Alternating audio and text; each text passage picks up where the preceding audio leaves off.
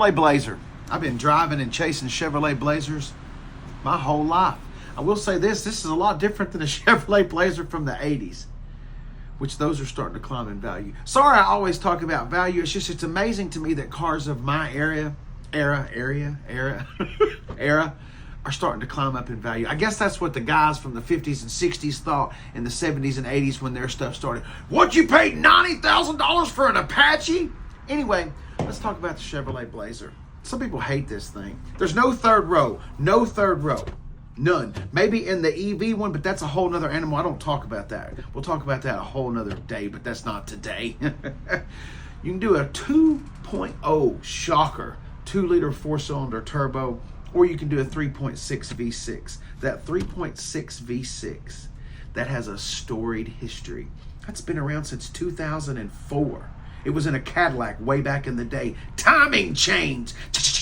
Timing chains. God almighty. You know how many engines has been taken out by timing chains on this engine? Casey, they fixed it. Well, I hope so, because that's why people hate it. Anyway, I happen to like the little Chevrolet Blazer. It's not really that little. The Chevrolet Blazer is like the Camaro of little crossovers. I said little again.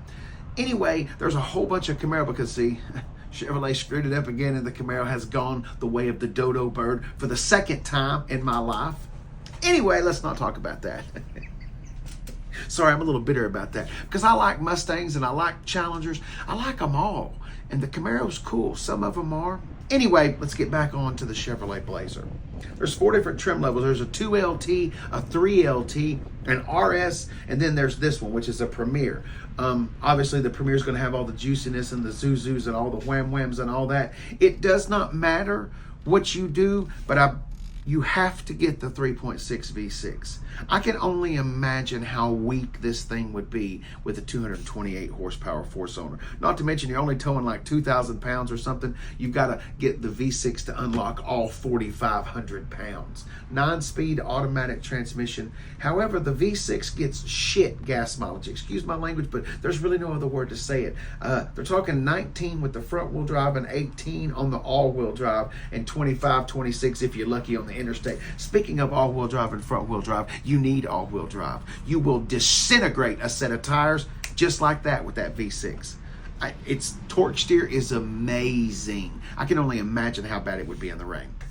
Mid to high 30s is where you're going to start on the pricing, and you could end up in the low 50s. Wow. I would pick, this is definitely, I always recommend buying used, okay? But this is definitely one of those vehicles that you don't ever purchase new. Buy it used, because I can only imagine the depreciation. Little glove box push button. It's a Chevrolet. Maybe on the Buicks and the Lacks, but come on. General Motors is a big family, kind of like Ford and Lincoln and Stellantis, Jeep, Dodge, Fiat, all of that. They use that chassis on other things. And I am sure that there is a Buick and a Cadillac version out there. Performance is a strong suit. 0 to 60 in 6.6 seconds. It'll knock a quarter mile out in 15 seconds. It's not bad for a 3,800, 4,000 pound crossover. Okay, it's fun. It's fun to drive. All right, Chevrolet Blazer. You know, I never get to play with the Blazer. Actually, when I say never, this is the first time I've driven a Chevrolet Blazer in about 2.5 years.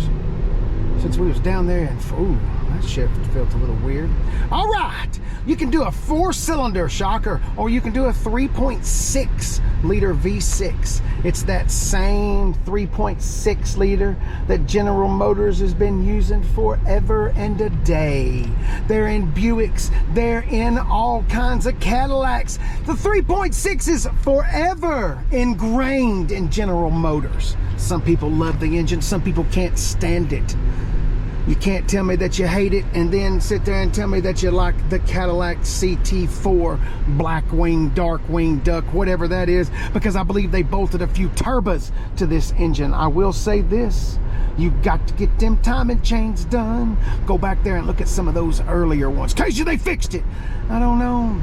Just, you know, when something's known for something, it's just hard to get rid of that same thought process. That's all we're saying.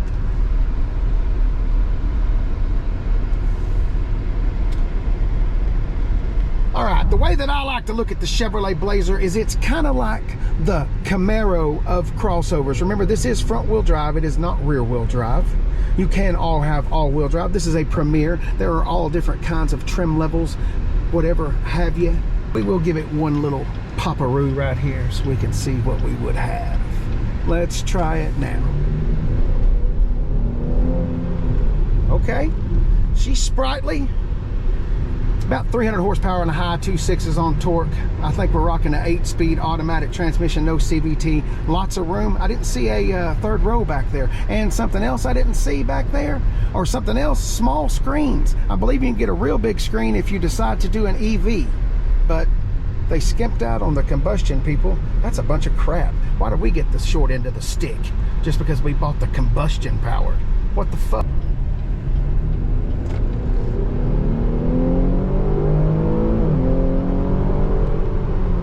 A lot of torque steer, She was kind of all over the place back there. You better have some good tires. This must be front wheel drive and not all wheel drive, because wow, I wasn't expecting it to break loose like that. I would like to say thank you to Ford of Murfreesboro for letting me play in your sandbox, as always. Thank you. And for Hobbly Nation, thank y'all so much for watching the videos and commenting and everything. It's helping out a lot. I cannot say thank you enough. Have a Hobbly.